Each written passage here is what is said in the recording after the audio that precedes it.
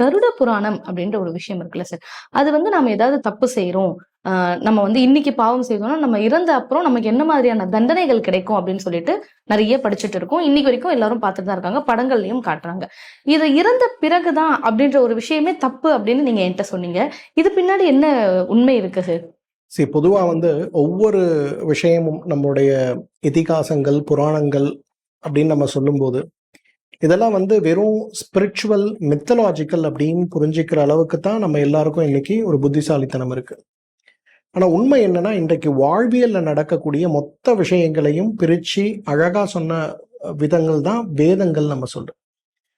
Rig வேத, சாமவேதம், யஜுர்வேதம், அதர்வண வேதம், அதோட உபவேதமா இருக்கக்கூடிய ஆயுர்வேதமே ஒரு வேதம் தான். அதர்வண வேதத்துடைய உபவேதம் தான் ஆயுர்வேதம். அப்ப இதெல்லாம் ஏன் சொல்லியிருக்காங்க அப்படின்னு பார்த்தோம்னா, தர்ம அர்த்த காம மோக்ஷானாம் ஷரீரமேவ கலு சாதனம் அதக சர்வம் பரித்தியஜ்ய ஷரீரம் அனுபாலயேத்.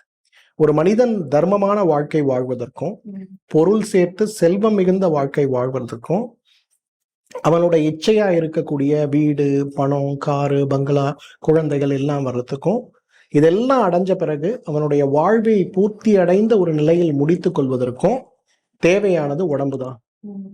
அதனால சர்வம் பரித்தியஜ்ய ஷரீரம் அனுபாலயத். உனக்கு என்னெல்லாம் தியாகம் செஞ்சு உன் உடம்ப ஆரோக்கியமா நீ வச்சுக்க முடியுமோ அதை நீ செய்யணும் அப்படிங்கிறது தான் இன்றைக்கு நம்முடைய தர்ம சாஸ்திரத்துடைய ஒரு கூற்று.